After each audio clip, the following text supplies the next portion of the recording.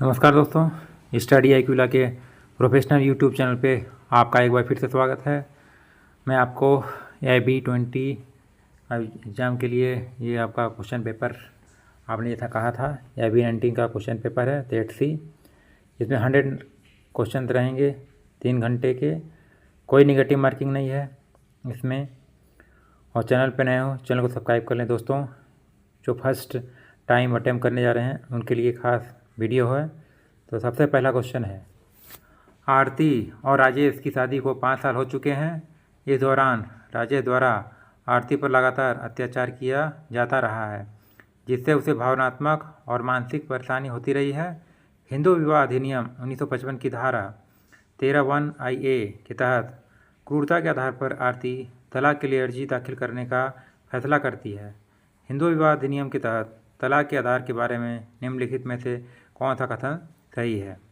ए है, आरती क्रूरता के आधार पर तलाक की मांग नहीं कर सकती क्योंकि हिंदू विवाह अधिनियम के तहत इसे मान्यता नहीं दी गई है। बी, तलाक की याचिका में सफल होने के लिए आरती को साबित करना होगा कि राजेश की क्रूरता जानबूझकर की गई थी।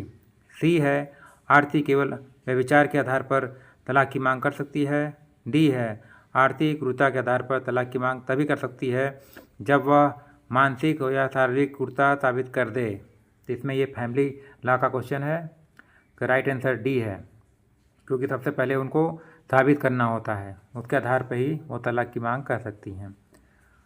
अब उसके बाद हम सेकेंड क्वेश्चन पे आएंगे। जिन मामलों में दाएं भाग अभी अनभिव्यक्त है वहाँ क्या प्रचलित है? यानी कि जहाँ पे दाएं भाग साइलेंट होता है वहाँ पे क्या प्रचलित होता है? ए है श्रुति, बी है मिताक्षरा, सी स्थानीय रीति रिवाज या डी स्मृतियाँ। राइट आंसर बी है मिताक्षरा वहाँ पे प्रचलित होता है, जहाँ पे दाएं भाग अभिव्यक्त होता है।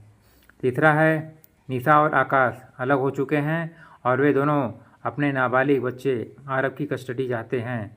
निशा मुख्य देखभाल करता रही है जबकि आकाश का दावा है कि वह आरव के लिए बेहतर वित्तीय स्थिरता प्रदान कर सकता है। वे दोनों संरक्षक एवं प्रतिपाल्य अधिनियम 1890 के तहत अदालत का दरवाजा खटखटाते हैं। आरव की कस्टडी निर्धारित करने में अदालत मुख्य रूप से निम्नलिखित में से किस कारक पर विचार करेगी? ए है बच्चे का कल्याण और सर्वोत्तम हित, बी है जो माता पिता वित्तीय रूप से अधिक स्थिर हैं उसे स्वतः की कस्टडी दे दी जाती है, सी है दोनों माता पिता की वित्तीय स्थिति, डी बच्चे का लिंग। तो इसमें सबसे राइट आंसर है बच्चे का कल्याण और सर्वोत्तम हित सर्वोपरि है, क्योंकि बच्चे के ही कल्याण और हित के लिए ही सबसे पहले सोचा जाता है। तो इस वीडियो को पूरा देखिएगा दोस्तों। क्वेश्चन पेपर है AB19 का।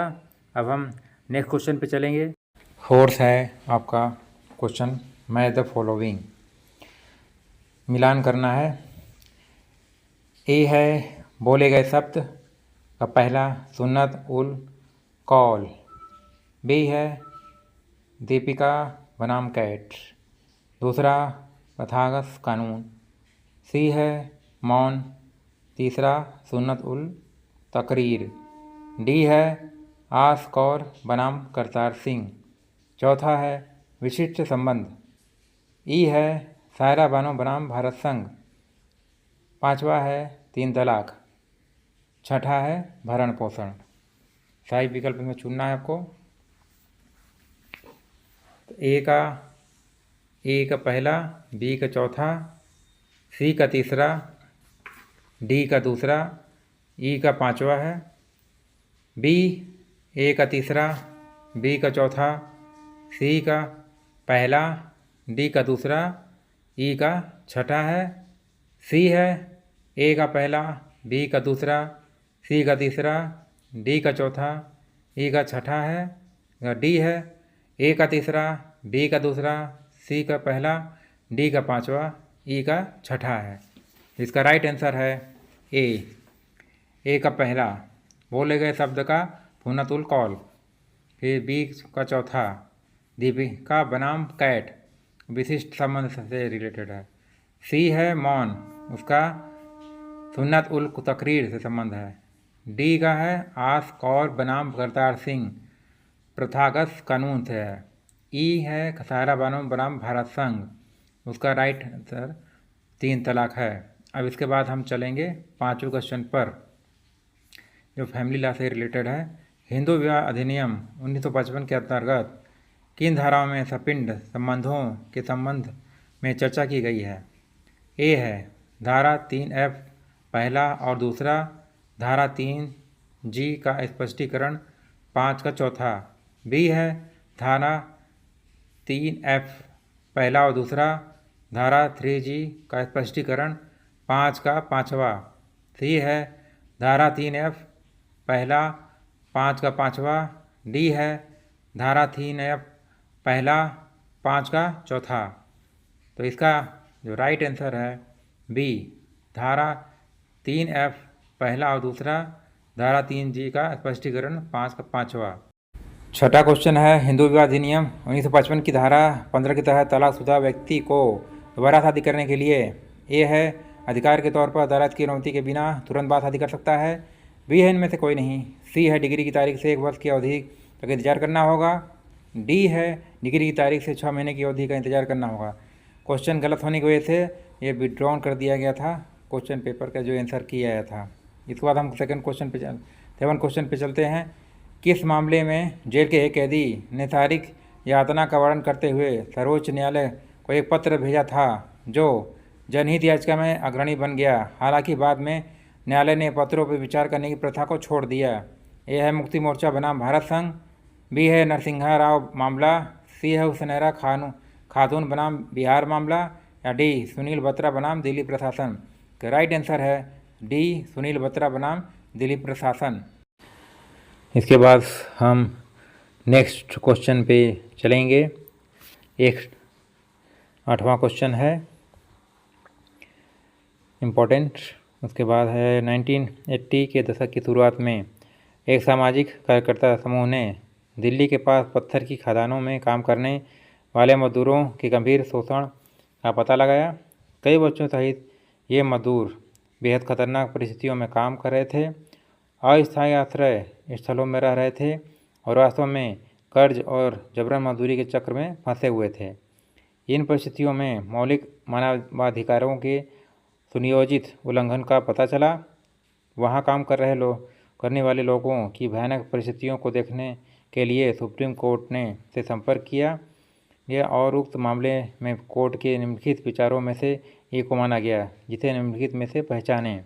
यह है सुप्रीम कोर्ट ने जबरन मजदूरी के खिलाफ अधिकार को अनुच्छेद 21 के तहत जीवन और मानवीय गरिमा के अधिकार से प्राप्त एक मौलिक अधिकार के रूप में मान्यता दी है। बी है कोर्ट ने फैसला सुनाया कि केवल सरकारी एजेंसियां न ही सामाजिक कार्यकर्ता श्रम अधिकारों से संबंधित याचिकाएं दायर कर सकते हैं। सी है कोर्ट ने स्थापित किया कि निःशुल्क कानूनी सहायता का अधिकार निदेशक सिद्धांत मात्र है और इसे मौलिक अधिकार के रूप में लागू नहीं किया जा सकता। डी है निर्णय मुख्य रूप से बंधुआ मजदूरी के प्रणालीगत मुद्दों को हल किए बिना प्रभावित मजदूरों को मौद्रिक मुआवजा प्रदान करने पर केंद्रित था। तो इसका राइट आंसर आपका ए है। अब हम नेक्स्ट क्वेश्चन पे चलेंगे। 9वां क्वेश्चन है, निम्नलिखित कथनों को पढ़ें और सही विकल्प चुनें। कथन पहला, जनहित याचिका मामलों में न्यायालय पारंपरिक मामलों के समान निष्क्रिय भूमिका निभाता है। कथन 2, जनहित याचिका मुख्य रूप से व्यक्तिगत विवादों पर केंद्रित होती है। ए है केवल कथन 2 सही है। बी है दोनों कथन गलत हैं। सी है दोनों कथन सही हैं। या डी केवल कथन 1 सही है। इसका राइट आंसर बी है दोनों कथन गलत हैं, क्योंकि आपको पता होना चाहिए पीआईएल जब दाखिल करते हैं तो न्यायालय सक्रिय होता है, निष्क्रिय नहीं होती है। और जो भी विवाद होते हैं वे व्यक्तिगत नहीं होते, वो समाज को देखते हुए विवादों को उजागर किया जाता है, उसके बाद पीआईएल दाखिल होता है। तो आपको ये ध्यान में रखना है, ये पीआईएल का इम्पोर्टेंट है। इस तरह के क्वेश्चन एग्ज़ाम में पूछे जाते हैं। उसके बाद हम नेक्स्ट क्वेश्चन पर चलेंगे। 10th क्वेश्चन है जो कि फैमिली लॉ से है। फातिमा एक मुस्लिम महिला है जिससे उसके पति इमरान ने तलाक के माध्यम से विवाह विच्छेद कर लिया है। फातिमा अब इमरान से अपने और अपने 2 नाबालिग बच्चों के लिए भरण पोषण की मांग कर रही है। इमरान का तर्क है कि फातिमा ने दोबारा शादी कर ली है और इसलिए वह किसी भी भरण पोषण की हकदार नहीं है। मुस्लिम कानून के तहत फातिमा के भरण पोषण के दावे के संबंध में निम्नलिखित में से कौन सा कथन सही है? ये है, फातिमा अपनी इद्दत अवधि के दौरान अपने लिए और बच्चों के लिए तब तक भरण पोषण की हकदार है जब तक वे आत्मनिर्भर नहीं हो जाते। बी है, फातिमा अपने और अपने बच्चों के लिए अनिश्चित काल तक भरण पोषण का दावा कर सकती है, भले ही उसका पुनर्विवाह हो या बच्चों की कुछ उम्र कुछ भी हो। सी है, फातिमा भरण पोषण की हकदार नहीं है क्योंकि उसने दोबारा शादी कर ली है। वह डी है, फातिमा तलाक के बाद केवल 3 महीने की अवधि के लिए भरण पोषण की हकदार है। क्वेश्चन गलत होने की वजह से विड्रॉन कर दिया गया था। 11 क्वेश्चन है आपका, वैवाहिक अधिकारों की पुनर्स्थापना का उपाय हिंदू विवाह अधिनियम 1955 की किस धारा में दिया गया है? ए है 6वां, बी है 9वां, सी है 13वां, डी है 11वां। राइट आंसर बी है 9 धारा। 12वां का है, वर्ष 2020 में धोरणों गांव में कोविड महामारी के कारण पंचायत चुनाव नहीं हो सके, जबकि उसी वर्ष पंचायत का कार्यकाल समाप्त हो रहा था। श्री हरिवंश ने उस वर्ष पंचायत कार्यकाल समाप्त होने के पश्चात पंचायत में लोगों का प्रतिनिधित्व किया तथा राज्य के पंचायती राज अधिनियम के तहत प्रदत्त अधिकारों का प्रयोग करते हुए कानून बनाया कि उनकी आर्थिक गतिविधियों की दैनिक सीमा 100 रुपये ही रहेगी। निम्नलिखित में से किस मामले में इसकी अनुमति दी गई या प्रतिबंधित किया गया? ए है जालान ट्रेडिंग बनाम भारत संघ, बी है इनमें से कोई नहीं, सी है एमसीडी बनाम बिरला कॉटन मिल्स, डी है पटना विश्वविद्यालय बनाम अमिता तिवारी। काफ़ी इम्पॉर्टेंट केस है, हमेशा क्वेश्चन तो नहीं पूछे जाते लेकिन कभी कभी पूछे जाते हैं। इसको भी, इसका राइट आंसर सी है, एमसीडी बनाम बिरला कॉटन मिल्स। 13वां है, निम्नलिखित में से कौन सा से प्रशासनिक कार्य की न्यायिक समीक्षा के लिए आधार नहीं है? पहला अवैधता, दूसरा है तर्कहीनता, तीसरा है अनुपातिकता, चौथा है जनमत। ए है पहला, दूसरा और तीसरा, बी है केवल चौथा, सी है केवल दूसरा, डी है दूसरा और चौथा। राइट आंसर बी है केवल चौथा, जनमत। अब उसके बाद हम 14 क्वेश्चन पे चलेंगे। व्यावसायिक नैतिकता में हितों का टकराव का क्या दर्शाता है? ए नैतिकता और कानूनों के बीच टकराव, बी ऐसी स्थिति जहां व्यक्तिगत हित व्यावसायिक कर्तव्यों से टकराते हों, सी कानूनी विवादों से जुड़ी स्थिति, डी ऐसी स्थिति जहां 2 पेशेवर असहमत हों। राइट आंसर आपका बी है, ऐसी स्थिति जहां व्यक्तिगत हित व्यावसायिक कर्तव्यों से टकराते हों। इसके बाद हम नेक्स्ट क्वेश्चन पे चलेंगे। 15, अधिवक्ता श्री यक्स एक संपत्ति विवाद मामले में एक मुवक्किल श्री वाई का प्रतिनिधित्व कर रहे थे। कार्यवाही के दौरान अधिवक्ता श्री यक्स ने मामले में देरी करने के लिए विरोधी पक्ष से रिश्वत स्वीकार की, जिससे श्री वाई के हितों को काफ़ी नुकसान पहुंचा। इसके अलावा श्री यक्स अपने मुवक्किल को महत्वपूर्ण सुनवाई की तारीखों के बारे में सूचित करने में विफल रहे, जिससे प्रतिकूल निर्णय हुए। उपर्युक्त समस्या के आधार पर सही विकल्प चुनें। ये है, यह भारतीय न्याय संहिता 2023 के तहत आपराधिक साजिश के अंतर्गत आता है। बी है, यह न्यायालय की अवमानना अधिनियम 1971 के तहत न्यायालय की अवमानना के अंतर्गत आता है। सी है, यह पेशेवर नैतिकता के लिए बार काउंसिल ऑफ इंडिया द्वारा बनाए गए नियमों का उल्लंघन है। डी है, यह केवल भ्रष्टाचार निवारण अधिनियम 2018 के तहत एक अपराध है। तो इसका राइट आंसर सी है, यह पेशेवर नैतिकता के लिए बार काउंसिल ऑफ इंडिया द्वारा बनाए गए नियमों का उल्लंघन है। बार काउंसिल ऑफ इंडिया ने ये निर्देश दिया हुआ है साफ साफ, कोई भी किसी तरीके का धोखाधड़ी आपको मुवक्किल से नहीं करना है। अब हम नेक्स्ट क्वेश्चन पे चलेंगे। 16 क्वेश्चन, आपको एडवोकेट्स एक्ट 1961 आपको अच्छे से पढ़ लेना है। एग्जाम के पॉइंट ऑफ व्यू से काफ़ी इम्पॉर्टेंट है। इसमें आपको इसके बारे में सारा कुछ मैं आपको बताता रहूँगा। और नेक्स्ट क्वेश्चन पे चलेंगे। 16 क्वेश्चन है आपका, व्यावसायिक कदाचार के मामलों में कार्रवाई की प्रकृति होती है। पहला है आपराधिक प्रकृति, दूसरा न सिविल और न ही आपराधिक, तीसरा है आपराधिक प्रकृति, चौथा सिविल प्रकृति। ए है केवल तीसरा, बी है पहला, तीसरा और चौथा, सी है पहला और चौथा दोनों, डी केवल दूसरा। राइट आंसर ए है केवल तीसरा। इसके बाद हम 17 क्वेश्चन पे चलेंगे। 17 क्वेश्चन आपका है असर्शन एंड रीजन, यानी कि आपका जो ये कथन है, ए जनहित याचिका मामलों में सुने जाने का अधिकार की अवधारणा में ढील दी गई है। कारण आर, जनहित याचिका किसी भी जनहितैषी व्यक्ति को उन लोगों की ओर से अदालत का दरवाज़ा खटखटाने को अनुमति देती है जो खुद का प्रतिनिधित्व नहीं कर सकते। उपरोक्त में दोनों कथनों के संदर्भ में निम्नलिखित में से कौन सा सही है? ए है, ए सही है लेकिन आर गलत है। बी है, ए गलत है और आर सही है। सी है, ए और आर दोनों सही हैं और आर ए की सही व्याख्या है। डी है, ए और आर दोनों सही हैं लेकिन आर ए की सही व्याख्या नहीं है। तो इसमें इसका राइट आंसर सी है, ए और आर दोनों सही हैं और आर ए की सही व्याख्या है। 18वां क्वेश्चन है, निम्नलिखित में से कौन सा प्रत्यायोजित विधान को सर्वोत्तम रूप से परिभाषित करता है? ए, संसद द्वारा उन्हें दिए गए अधिकारों के तहत प्रशासनिक प्राधिकार द्वारा बनाए गए कानून। बी है, प्रशासनिक न्यायाधिकरण द्वारा लिया गया न्यायिक निर्णय। सी है, स्थानीय सरकारों द्वारा पारित विधान। डी है, संसद या विधानमंडल द्वारा अधिनियमित कानून। इसका राइट आंसर ए है। 19वां है, कंपनी अधिनियम 2013 की धारा 43 में किसका प्रावधान है? ए, शेयरों की पुनर्खरीद। बी है, शेयर पूंजी में कमी। सी है, प्रीमियम पर शेयर जारी करना। डी है, शेयर पूंजी के प्रकार। राइट आंसर डी है, शेयर पूंजी के प्रकार। 20वां क्वेश्चन है, सूरत शहर में यक्स नामा के विनिर्माण कंपनी पर्यावरण संरक्षण अधिनियम 1986 और जल प्रदूषण निवारण एवं नियंत्रण अधिनियम 1974 के प्रावधानों का उल्लंघन करते हुए अनुपचारित औद्योगिक अपशिष्ट को पास की नदी में बहा रही है। इससे गंभीर प्रदूषण हुआ है जिससे नदी का पानी पीने के लिए असुरक्षित हो गया है और जलीय जीवन को नुकसान पहुंच रहा है।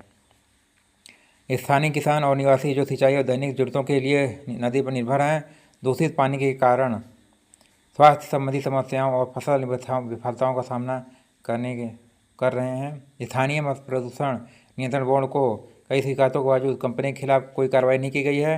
उपरोक्त समस्या के आधार पर सही उत्तर चुनें। ए है, यह समस्या में बताए गए कानूनों के प्रावधान का उल्लंघन नहीं है। बी है, यह जल प्रदूषण निवारण एवं नियंत्रण अधिनियम 1974 की धारा 23 का उल्लंघन है। सी है, यह जल प्रदूषण निवारण नियंत्रण अधिनियम 1974 की धारा 24 का उल्लंघन है। डी है, यह जल प्रदूषण निवारण एवं नियंत्रण अधिनियम 1974 की धारा 40 का उल्लंघन है। राइट आंसर आपका सी है, यह जल प्रदूषण निवारण एवं नियंत्रण अधिनियम 1974 की धारा 24 का उल्लंघन है। 21वां है, निम्नलिखित में से कौन सा अधिनियम अम्ब्रेला विधान के नाम से लोकप्रिय है? ए है, कारखाना अधिनियम 1948। बी है, पर्यावरण संरक्षण अधिनियम 1986। सी है, जल प्रदूषण निवारण एवं नियंत्रण अधिनियम 1974। डी, वायु प्रदूषण निवारण एवं नियंत्रण अधिनियम 1981। राइट आंसर बी है, पर्यावरण संरक्षण अधिनियम 1986 है, अम्ब्रेला लेजिस्लेशन। इसके बाद हम नेक्स्ट क्वेश्चन पे लेंगे 22, मध्यस्थ का वर्णन करने वाले सूचना प्रौद्योगिकी अधिनियम 2000 की धारा 2(1)W के अंतर्गत में से कौन सा से शामिल हैं? पहला, साइबर कैफ़े। दूसरा, दूरसंचार नियामक। तीसरा, सोशल मीडिया प्लेटफॉर्म। चौथा, इंटरनेट सेवा प्रदाता। ए का पहला, दूसरा और चौथा। बी का पहला, दूसरा, तीसरा और चौथा। सी का पहला, दूसरा और तीसरा। डी है पहला, तीसरा और चौथा। राइट आंसर डी है, पहला, तीसरा और चौथा। इसमें दूरसंचार नियामक शामिल नहीं है। इसके बाद हम 23rd क्वेश्चन पे चलेंगे। उचित प्रक्रियात्मक सुरक्षा उपाय निष्पक्षता के लिए खतरों को कम करने और संभावित पूर्वाग्रह की कमी किसी भी धारणा का मुकाबला करने में मदद करते हैं। निम्नलिखित में से कौन सा से प्रक्रियात्मक सुरक्षा उपाय नहीं है?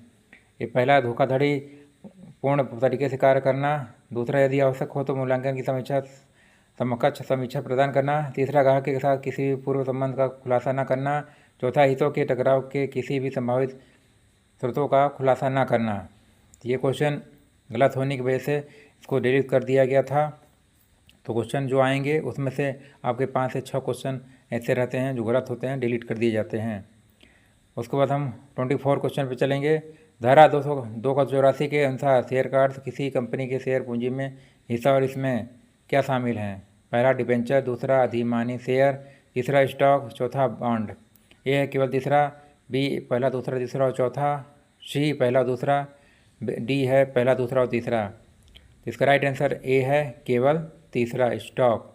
तो इसमें आपको ध्यान में रखना चाहिए जो आपके इंडेक्स हैं उसको आप प्रिंट आउट निकालने बेरट पूरा ले जाने की जरूरत नहीं, सब कंपनी लॉ के और ये सब चीज़ों के। 25 का आपका निम्नलिखित में से कौन सा कानून सामाजिक सुरक्षा संहिता 2020 के अंतर्गत शामिल किया गया है? पहला, मातृत्व लाभ अधिनियम 1961। दूसरा, ग्रेजुएटी भुगतान अधिनियम 1970। उसके बाद आपका तीसरा है बोनस भुगतान अधिनियम 1965। चौथा रोजगार कार्यालय रिक्तियों की अनिवार्य अधिसूचना अधिनियम 1959। ए है पहला दूसरा और चौथा, बी है पहला दूसरा तीसरा और चौथा, सी है केवल तीसरा, डी है तीसरा और चौथा। इसका राइट आंसर ए है पहला दूसरा और चौथा। इसमें बोनस भुगतान अधिनियम 1965 को शामिल नहीं किया गया है। इसके बाद हम नेक्स्ट क्वेश्चन पर चलेंगे। 26 औद्योगिक विवाद अधिनियम 1947 के प्रावधानों के तहत किसी संगठन में औद्योगिक विवादों की न्याय निर्णय में के लिए इनमें से किसकी स्थापना नहीं की गई है? ए है श्रम न्यायालय, बी राष्ट्रीय न्यायाधिकरण, सी औद्योगिक न्यायाधिकरण, डी पर्यावरण न्यायाधिकरण। इसमें का राइट आंसर डी है, पर्यावरण न्यायाधिकरण की स्थापना नहीं की गई है। 27 है विनिर्माण कंपनी XYZ टेक्सटाइल लिमिटेड ने हाल ही में बिना कोई मुआवजा दिए 4 कर्मचारियों को नौकरी से निकाल दिया। यह बर्खास्तगी कर्मचारियों के कदाचार के कारण हुई थी। कंपनी के कारण बताओ नोटिस जारी किया और उनके खिलाफ अनुशासनात्मक जांच भी की गई। समिति की सिफारिशों के आधार पर इन कर्मचारियों की सेवाएं समाप्त कर दी गईं। कर्मचारियों ने छंटनी मुआवजा का दावा किया, जिसे प्रबंधन ने खारिज कर दिया। अस्वीकृति से व्यथित कर्मचारियों ने औद्योगिक विवाद अधिनियम 1947 के प्रावधानों के तहत श्रम न्यायालय में शिकायत दर्ज कराई। उपयुक्त समस्या के आधार पर सही उत्तर चुने। पहला ए है बर्खास्तगी छांटनी के बराबर है, इसलिए मुआवजा दिया जाएगा। बी है बर्खास्तगी ने औद्योगिक विवाद अधिनियम 1947 के तहत प्रावधानों का उल्लंघन किया, इसलिए मुआवजा दिया जाएगा। सी है बर्खास्तगी छंटनी नहीं है, इसलिए कोई मुआवजा नहीं है। डी है बर्खास्तगी ले आपके बराबर, इसलिए मुआवजा दिया जाएगा। राइट आंसर सी है बर्खास्तगी छंटनी नहीं है, इसलिए कोई मुआवजा नहीं मिलेगा। तो राइट आंसर है। उसके बाद 28 है मालती एक छोटी व्यवसायी है और ऑनलाइन कपड़ों की दुकान चलाती है। हाल ही में उन्होंने देखा कि उनकी वेबसाइट हैक कर ली गई है और उनके ग्राहकों की व्यक्तिगत जानकारी, जिसमें नाम, पता और भुगतान विवरण शामिल हैं, चुरा ली गई है। कुछ ही समय बाद उनके ग्राहक उन्होंने अपने खातों से अनधिकृत लेनदेन की सूचना दी। मालती इस घटना के खिलाफ शिकायत दर्ज कराना चाहती है। उपर्युक्त समस्या के आधार पर सही विकल्प चुनें।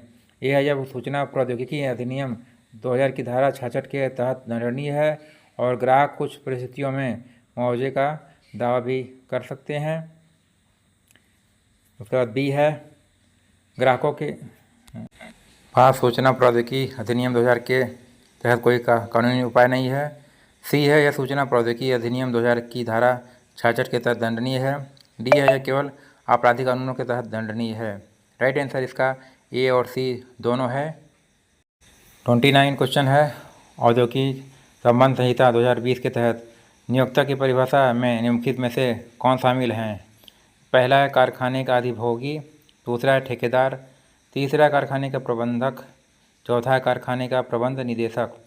ए है पहला दूसरा और चौथा, बी है पहला दूसरा और तीसरा, सी है केवल चौथा, डी है पहला तीसरा और चौथा। उसके बाद आपका राइट आंसर है बी पहला दूसरा और तीसरा है। इसमें चौथा कारखाने का प्रबंध निदेशक शामिल नहीं है। इसके बाद हम 13 क्वेश्चन पे चलेंगे। लिफ्ट लेते समय सुश्री जे को पता था कि ड्राइवर श्री टी शराब के नशे में है। परिणामस्वरूप कार दुर्घटनाग्रस्त हो गई और सुश्री जे को चोटें आईं और उन्होंने मुआवजे के लिए मामला दायर किया। श्री टी द्वारा किस बचाव का दावा किया जा सकता है? ए है अपरिहार्य दुर्घटना, बी है आवश्यकता का कृत्य, सी है वॉलंटी नॉन फिट इंजुरिया या डी ईश्वरीय कृत्य। राइट आंसर सी है वॉलंटी नॉन फिट इंजुरिया, अर्थात इच्छुक व्यक्ति को कोई चोट नहीं पहुंचाई जा सकती। इसमें उनको कोई मुआवजा नहीं मिलेगा क्योंकि उनकी गलती है। 31 है श्री के का इमारत के मालिक हैं जिसमें बहुत सारे कमरे हैं। उन्हें किराए पर देकर उन्होंने काफ़ी आय अर्जित की है। श्री वाई पास की कपास मिल के मालिक हैं। श्री के द्वारा कब्जे के बाद बनाया गया था। मिल के शोर और धुएं के कारण कई कमरे खाली रह जाते, जिसके परिणामस्वरूप श्री के को नुकसान होता है। मामले के लिए प्रासंगिक अपकृत्य की जांच करें। ए है उपद्रव, बी है लापरवाही, सी डैमनम साइन इंजुरिया, डी भूमि पर अतिक्रमण।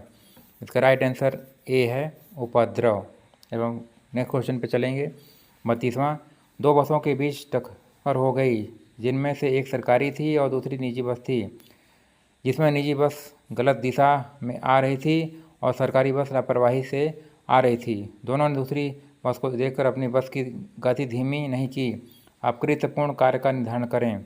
ए है अपरिहार्य दुर्घटना, बी है अंशदायी लापरवाही, सी है निजी बस मालिक लापरवाह है, डी सरकारी बस मालिक लापरवाह है। राइट आंसर बी है अंशदायी लापरवाही यानी कंट्रीब्यूटरी नेग्लिजेंस। 33 है आयकर अधिनियम 1961 में आय शब्द का वर्णन है के अंतर्गत आता है। ए धारा 3 के, बी धारा 10 के, सी धारा 224 के, धारा 240 के। राइट आंसर धारा का 224 के अंतर्गत आता है। तो आपको इसका इंडेक्स प्रिंट आउट करके रख लेना है। एग्जाम में डायरेक्ट धारा से रिलेटेड क्वेश्चन पूछ दिए जाते हैं। 34वां है श्री यक्स ने धारा 80 के तहत कर कटौती का लाभ उठाने के लिए डाकघर में 5 साल के लिए सावधि जमा में 65,000 रुपये जमा किए। मान लें कि श्री एक्स आयकर अधिनियम 1961 की धारा 115 BSC के तहत रियायती या कर व्यवस्था का विकल्प नहीं चुनते। उपरोक्त समस्या के आधार पर सही विकल्प चुनें। ए धारा 80 के तहत कोई कर कटौती का लाभ नहीं उठाया जा सकता। बी यह व्यक्तिगत व्यय के व्यवहार का एक गैर कानूनी कार्य है। सी श्री एक्स का कर चोरी कर परिहार का दोषी है। डी है श्री एक्स कर चोरी कर परिहार का दोषी नहीं है। राइट आंसर डी है श्री एक्स कर चोरी कर परिहार का दोषी नहीं है। क्वेश्चन 35वां है कथन 1 आयकर अधिनियम 1961 की धारा 10 के तहत कृषि आय कर से मुक्त है। कथन दूसरा गैर किसी आय के मामले में गैर किसी पर कर मूल छूट सीमा से अधिक है और किसी आय 5,000 रुपये से अधिक है जिसे गैर किसी आय के साथ कृषि आय के आंशिक एकीकरण की योजना द्वारा निर्धारित किया जाता है। ए है केवल कथन 2 सही है, बी दोनों कथन सही हैं, सी दोनों कथन गलत हैं, डी केवल कथन 1 सही है। इसका राइट आंसर बी है दोनों कथन सही हैं। 36वां है सुश्री जे बैंकर हैं जिन्होंने सुश्री एफ का चेक स्वीकार करने से मना कर दिया यद्यपि उनके पास पर्याप्त शेष राशि थी और इससे सुश्री एफ को कोई नुकसान भी नहीं हुआ। सुश्री एफ किस परिदृश्य के तहत मामला दायर कर सकती हैं। ए है डैमनम साइन इंजुरिया, बी है रेस इप्सा लोक्वेटर, सी वॉलेंटी 9 फिट इंजुरिया या डी इंजुरिया साइन डैमनम। तो इसका आंसर डी है इंजुरिया साइन डैमनम। इसके बाद हम 37वां क्वेश्चन पे चलेंगे। श्री बी ने श्री ए के कब्जे वाले परिसर को छोड़ने के लिए कहा। जब श्री ए ने मना कर दिया तो श्री बी ने अपने कुछ कामगारों को इकट्ठा किया जो श्री ए के चारों ओर इकट्ठा हो गए। उन्होंने अपनी आस्तीन और एप्रिन ऊपर कर लिया और वादी की गर्दन तोड़ने की धमकी दी लेकिन वह नहीं गया। श्री ए किस अपकृत्य के तहत मामला दर्ज कर सकता है। ए मारपीट, बी चोट पहुंचाना, सी गैर कानूनी कैद या डी हमला। तो राइट आंसर डी है हमला। 38वां है अमान्य गारंटी की अवधारणा धारा किसके अंतर्गत आती है। ए है 143 से 147 तक, बी है 140 से 143 तक, सी है 142 से 146 तक या डी 142 से 144 तक। इसका राइट आंसर है 142 से 144 तक। 39वां है रियल एस्टेट डेवलपर ए ने एक प्रमुख भूमि के मालिक बी के साथ उसकी संपत्ति खरीदने के लिए एक अनुबंध किया। अनुबंध में शर्त रखी गई थी कि ए 50 लाख रुपए अग्रिम भुगतान करेगा और शेष 1 करोड़ रुपए 6 महीने के भीतर देगा। बदले में बी भूमि का स्वामित्व हस्तांतरित करने के लिए सहमत हो गया। हालांकि अग्रिम भुगतान प्राप्त करने के बाद बी ने बिक्री विलय को निष्पादित करने से इनकार कर दिया, यह दावा करते हुए कि उसे किसी अन्य खरीदार से बेहतर प्रस्ताव मिला है।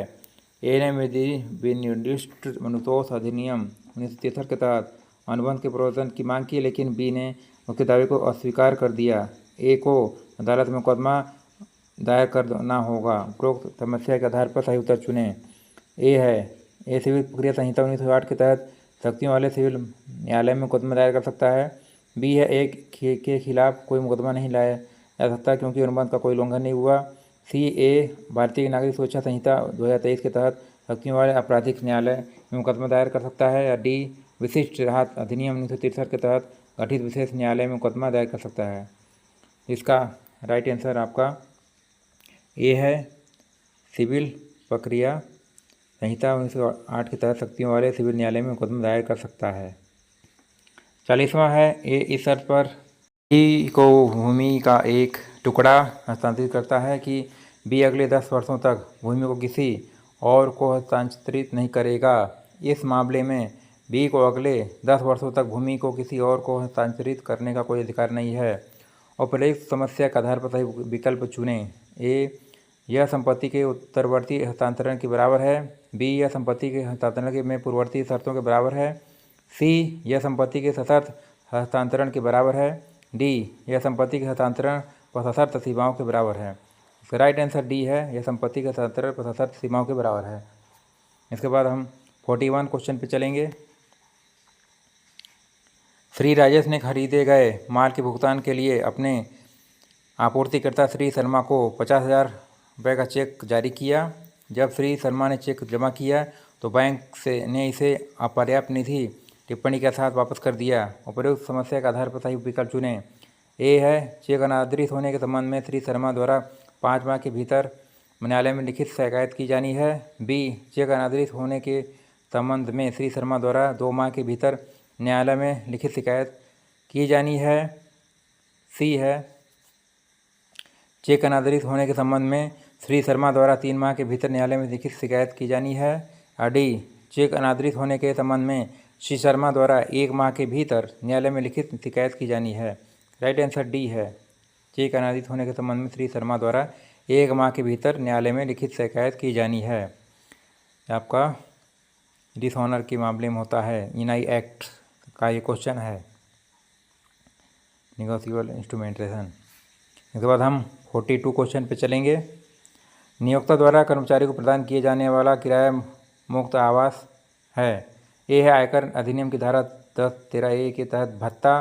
बी आयकर अधिनियम की धारा 10(1) के तहत भत्ता। सी आयकर अधिनियम की धारा 17(2) के अनुसार अनुलाभ। डी आयकर अधिनियम की धारा 16(2) के अनुसार अनुलाभ। राइट आंसर सी है, आयकर अधिनियम की धारा 17(2) के अनुसार अनुलाभ। 43वां क्वेश्चन है, कानून द्वारा लागू न किए जा सकने वाले अनुबंध को धारा के तहत शून्य कहा जाता है। ए धारा 2F, बी धारा 2 का जी, सी धारा 2 का डी, धारा 2 का ई।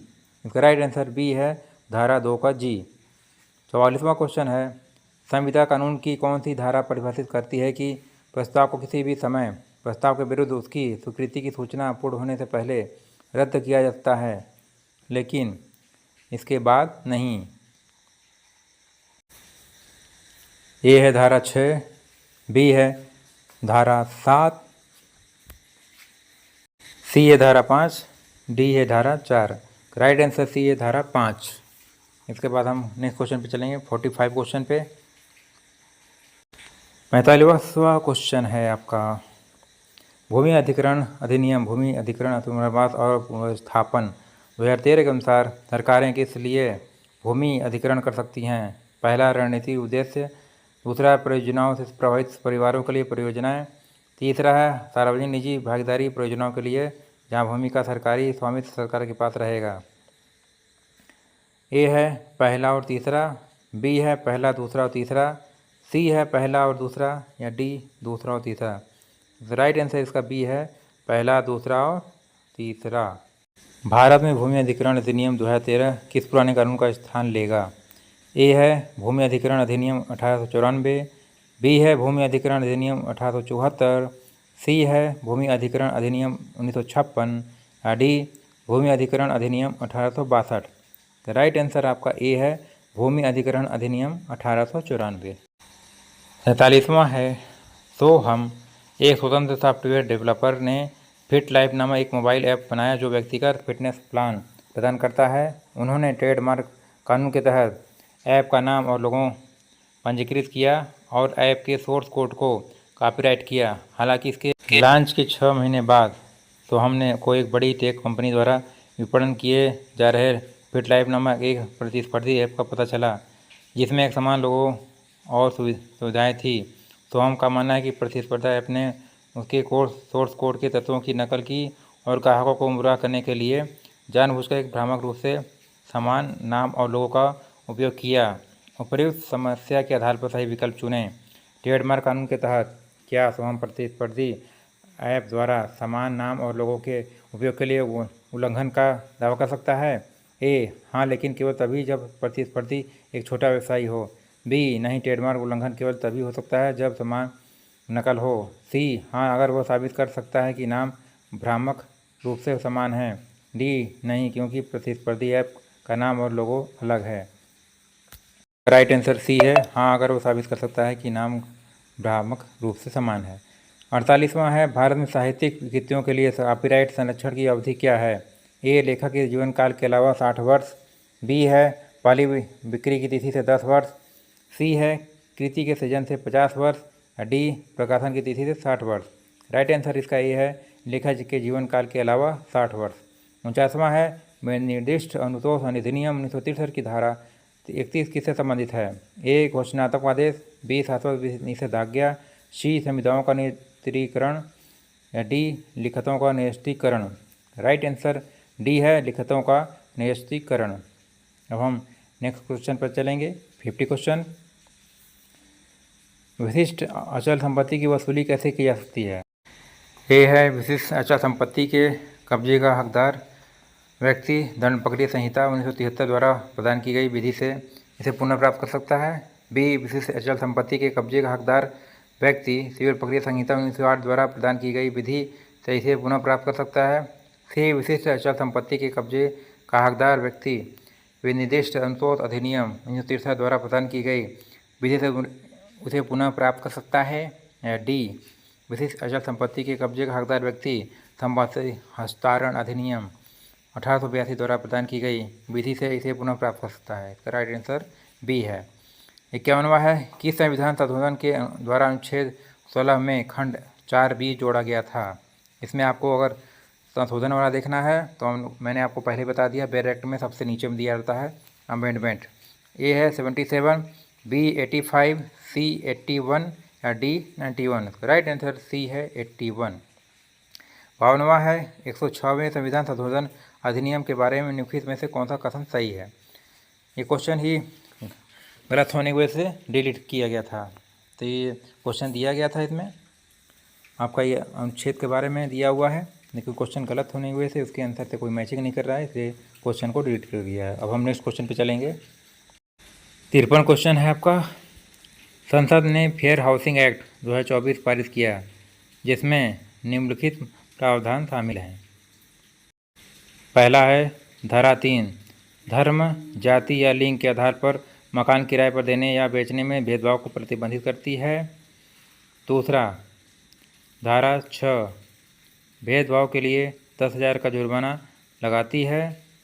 तीसरा, धारा 10 मकान मालिकों के लिए पिछले 10 वर्षों में सभी किराएदारों की धार्मिक पृष्ठभूमि का खुलासा करना अनिवार्य बनाती है।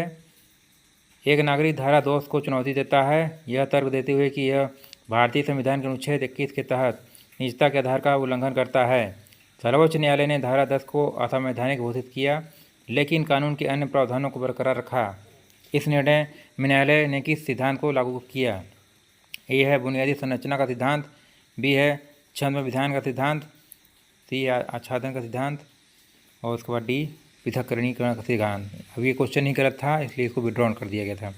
54 है, किसी राज्य के खातों से संबंधित भारत के नियंत्रण एवं महालेखा परीक्षक की रिपोर्ट किसको प्रस्तुत की जाएगी? ए है प्राक्कलन समिति को, बी है लोक लेखा समिति को, सी है राज्यपाल को या डी सार्वजनिक उपकरण समिति को। राइट आंसर सी है, राज्यपाल को सौंपी जाएगी। 55वां है, भारत के संविधान का निम्नलिखित में से कौन सा अनुच्छेद यह घोषित करता है कि सर्वोच्च न्यायालय अभिलेख न्यायालय होगा? ए है अनुच्छेद 129, बी है अनुच्छेद 135, सी है अनुच्छेद 119 और डी अनुच्छेद 111। राइट आंसर ए है अनुच्छेद 129, जो सर्वोच्च न्यायालय अभिलेख न्यायालय होगा इसको यह घोषित करती है। इसके बाद क्वेश्चन नेक्स्ट 56वां है किस मामले में पंजीकृत सोसाइटी को अनुच्छेद 12 के उद्देश्य के लिए प्राधिकरण माना गया था। ए है सुखदेव बनाम भगतराम, बी है RD शेट्टी बनाम अंतर्राष्ट्रीय हवाई अड्डा प्राधिकरण, सी है सोम प्रकाश बनाम भारत संघ, या डी अजय हसिया बनाम Khalid Mujib. Right answer D है अजय हसिया बनाम खालिद मुजीब। 57वां है भारत का सर्वोच्च न्यायालय ने किस मामले में निर्णित किया कि मौलिक अधिकारों का हनन नहीं किया जा सकता। ए है गोलकनाथ बनाम पंजाब राज्य, बी है बसेसर बनाम नाथ बनाम आयकर आयुक्त, सी है गोपाल बनाम मद्रास राज्य, या डी कामेश्वर सिंह बनाम बिहार राज्य। राइट आंसर बी है बसेश्वर नाथ बनाम आयकर आयुक्त। 58वां है भारत के राष्ट्रपति के खिलाफ महाभियोग की कार्रवाई कौन शुरू कर सकता है। ए है केवल लोकसभा, बी है राज्यसभा, सी है संसद का कोई भी सदन, या डी सर्वोच्च न्यायालय। राइट आंसर सी है संसद का कोई भी सदन महाभियोग की कार्रवाई कर सकता है। भारतीय न्याय संहिता 2023 किस बल को आपराधिक बल मानता है। ए जब इसका प्रयोग जानबूझकर के बिना सम्मति के किया जाए जिससे चोट भय या क्षोभ पैदा हो, बी जब इसका प्रयोग आत्मरक्षा में किया जाए, सी जब इसका अनजाने में प्रयोग किया जाए, डी जब जानबूझकर केवल बल का प्रयोग किया जाए। राइट आंसर ए है जब इसका प्रयोग जानबूझकर कि बिना सम्मति के किया जाए जिससे चोट या भय या क्षोभ पैदा हो। 68वां है भारतीय न्याय संहिता 2023 के अनुसार धारा 182(1) के तहत करेंसी नोट या बैंक नोट जैसे दिखने वाला दस्तावेज बनाने या इस्तेमाल करने पर अधिकतम जुर्माना कितना है। ए है 300 रुपये, बी 1000 रुपये, सी 100 रुपये, या डी 500 रुपये। राइट आंसर ए है 300 रुपये। 61वां है भारतीय न्याय संहिता 2023 के प्रावधानों के अनुसार संपत्ति की निजी रक्षा का अधिकार किस अपराध के करने या करने के प्रयास करने वाले गलतकर्ता की जानबूझकर मृत्यु कारित करने या कोई अन्य नुकसान पहुंचाने तक विस्तारित है। पहला है डकैती, दूसरा है शुरुआत के बाद घर में सेंधमारी, तीसरा है चोरी रिश्ती या गृह अतिचार। ए है पहला और दूसरा दोनों, बी है पहला दूसरा और तीसरा, सी है केवल पहला, डी है पहला और तीसरा दोनों। राइट आंसर ए है पहला और दूसरा। उसके बाद 62वां है राजेश सुनील के साथ तीखी बहस में उसे लोहे की भारी छड़ से मारता है। इस वार में से सुनील का हाथ टूट जाता है और वह कई हफ्तों तक इसका इस्तेमाल नहीं कर पाता। मेडिकल रिपोर्ट से पुष्टि होती है कि फ्रैक्चर गंभीर चोट से के बराबर है। राजेश ने निम्नलिखित में से कौन सा अपराध किया है। क्वेश्चन गलत होने की वजह से, इसका मिलान न होने की वजह से, आंसर से टाइप होने की वजह से इसको विड्रॉन कर दिया गया है, क्वेश्चन को डिलीट कर दिया गया है। अब हम नेक्स्ट क्वेश्चन पे चलेंगे। 63 विजय की हत्या करने के इरादे से अमित ने उस पर चाकू से हमला किया। विजय को गंभीर चोटें आई और उसकी मौके पर ही मौत हो गई। जांच से पता चला कि अमित ने यह जानते हुए कृत्य किया कि उसके कृत्यों से उसकी मौत हो सकती थी। हालांकि विजय की हत्या की पूरी योजना या इरादे का कोई सबूत नहीं है। अमित ने निम्नलिखित में कैसे कौन सा अपराध किया। ए है IPC की धारा 304(a) के तहत लापरवाही से मौत कारित करना, बी है IPC की धारा 325 के तहत जानबूझकर गंभीर चोट पहुँचाना, सी है IPC की धारा 302 के तहत हत्या, या डी IPC की धारा 304 के तहत गैर इरादतन हत्या। राइट आंसर डी है IPC की धारा 304 के तहत गैर इरादतन हत्या। 64वां है कौन सा अनुच्छेद संसद और उसके सदस्यों की शक्तियों, विशेषाधिकारों और उन्मुक्तियों से संबंधित है। ए है 108, बी 102, सी 107, डी 105। Right answer D 105। 65वां किस संविधान संशोधन अधिनियम ने GST से संबंधित प्रावधान सम्मिलित किए गए थे। ए है 101, बी 102, सी 99, या डी 100। इसका राइट आंसर ए है 101। नेक्स्ट क्वेश्चन है BNS द्वारा स्नैचिंग का एक नया अपराध शामिल किया गया। BNS की कौन सी धारा स्नैचिंग के अपराध के रूप में परिभाषित करती है। ए 305, बी 304, सी 308, डी 303। राइट आंसर आपका बी है 304। 67 क्वेश्चन है निम्नलिखित कथनों पर विचार करें और नीचे दिए गए प्रश्न का उत्तर दें। श्री पटेल पुलिस अधिकारी होने के नाते शिकायत और सूचना प्राप्त करते हैं कि राजू बैंक की डकैती में शामिल था और उसने अपने खेत में मूल्यवान संपत्ति छुपाने में भी मदद की है, जैसा कि 2 ग्रामीणों ने कहा। इस संबंध में निम्नलिखित पर विचार करें। पुलिस अधिकारी श्री पटेल राजू को बिना वारंट के कब गिरफ्तार कर सकते हैं। पहला है राजू को तभी गिरफ्तार किया जा सकता है जब उसने श्री पटेल जी की उपस्थिति में कोई असंज्ञेय अपराध किया हो। दूसरा है चूंकि राजू के खिलाफ उचित शिकायत प्राप्त हुई है और ग्रामीणों की गवाही के कारण यह पक्का संदेह मौजूद है, इसलिए उसे तुरंत गिरफ्तार किया जाता है। तीसरा है राजू को तभी गिरफ्तार किया जाता है जब उसे बचने या भागने की कोशिश की हो। चौथा है राजू को तथ्यों और परिस्थितियों से परिचित किसी भी व्यक्ति को कोई प्रलोभन देने, धमकी देने या वादा करने से रोकने के लिए गिरफ्तार किया जाता है। उपरोक्त में से कौन सा कथन सही है? ए है केवल चौथा, बी है केवल दूसरा, सी है पहला और तीसरा, डी दूसरा और चौथा। इसका राइट आंसर डी है दूसरा और चौथा।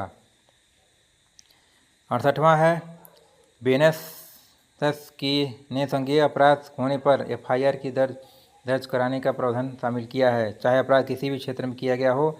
इस एफआईआर को किस नाम से जाना जाता है? ए गलत एफआईआर, काउंटर एफआईआर, एनसीआर या शून्य एफआईआर। इसका राइट आंसर डी है शून्य एफआईआर।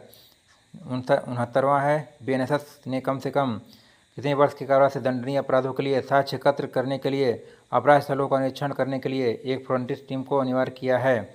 ए है 7वां, बी है 5, सी है 2, डी है 4। इसमें 5 फोरेंसिक टीम को का अनिवार्य किया गया है।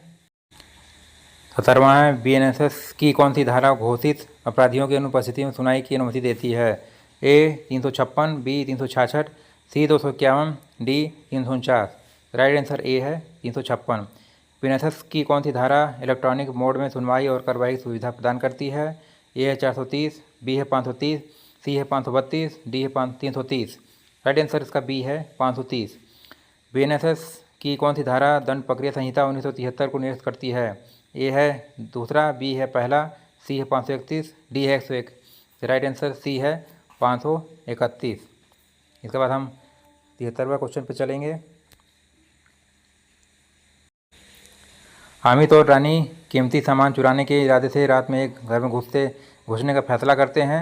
वे दरवाज़ा खोलने के लिए लोहे की छड़ का इस्तेमाल करते हैं, लेकिन इससे पहले कि वे कुछ भी चुरा पाते, घर का मालिक विक्रय अप्रत्याशित रूप से घर आ जाता है। अमित और रानी घबरा जाते हैं और बिना कुछ चुराए भाग जाते हैं। विक्रम की शिकायत के आधार पर पुलिस उन्हें अगली सुबह गिरफ्तार कर लेती है।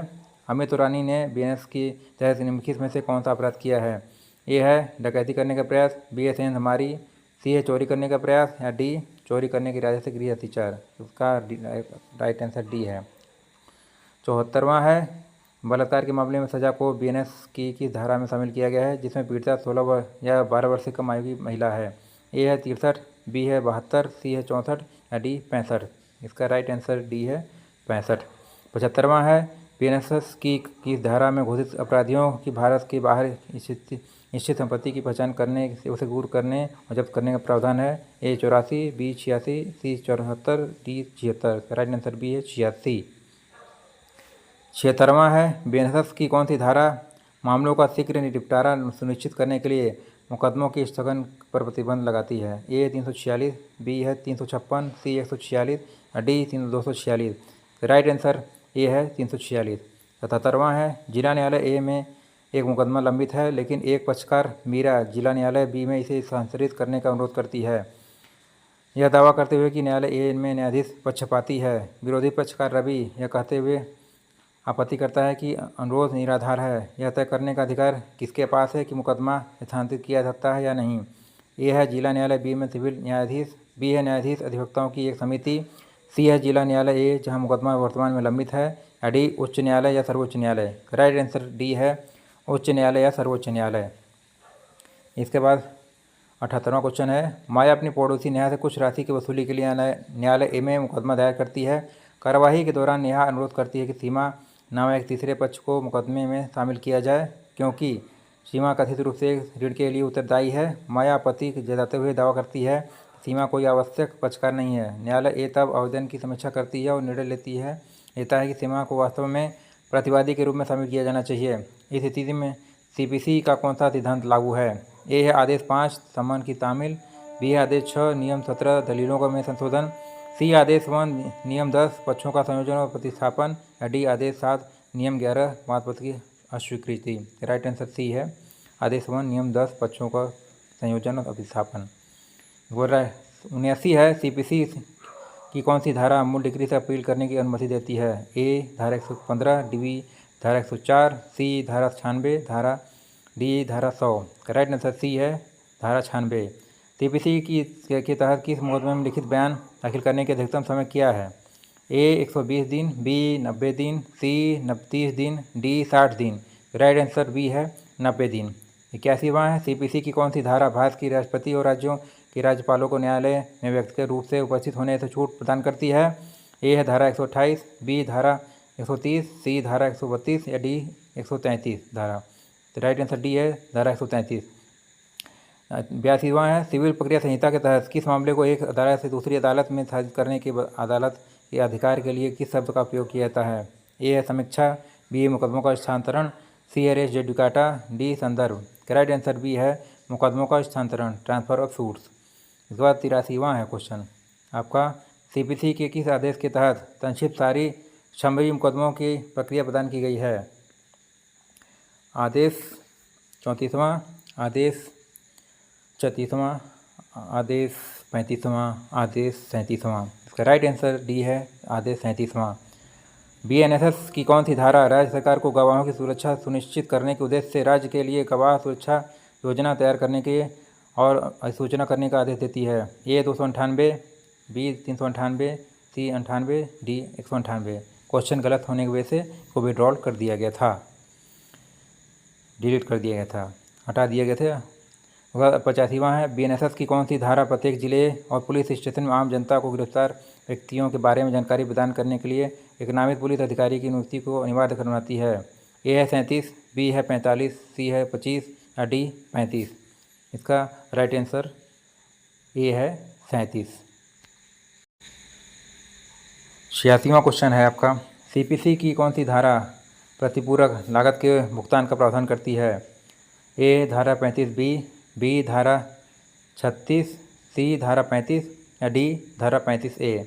तो राइट आंसर धारा 35A डी है।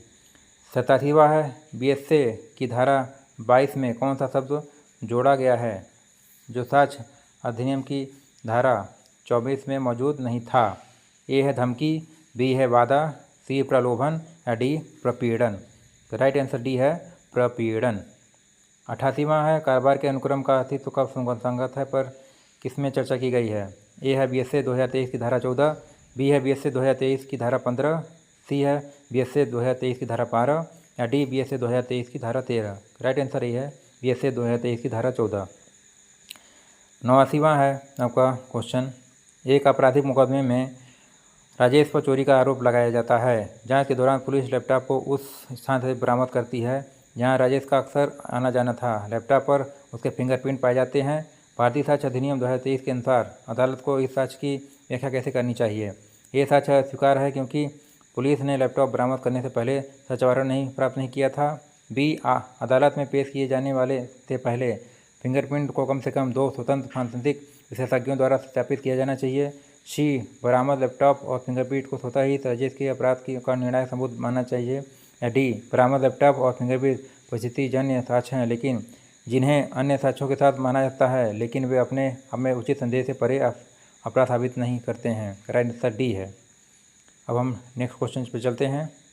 90 जहाँ कोई दस्तावेज कई भागों जैसे मुद्रण, लिथोग्राफी या फोटोग्राफी, वीडियो रिकॉर्डिंग, इलेक्ट्रॉनिक या डिजिटल रिकॉर्ड के रूप में कंप्यूटर संसाधन में निष्पादित किया जाता है, वहाँ BSA 2023 के प्रत्येक भाग को किस रूप में वर्गीकृत करता है? ए परिस्थितिजन्य साक्ष्य, बी वैज्ञानिक साक्ष्य, सी प्राथमिकी साक्ष्य या डी द्वितीयक साक्ष्य। राइट आंसर सी है प्राथमिकी साक्ष्य।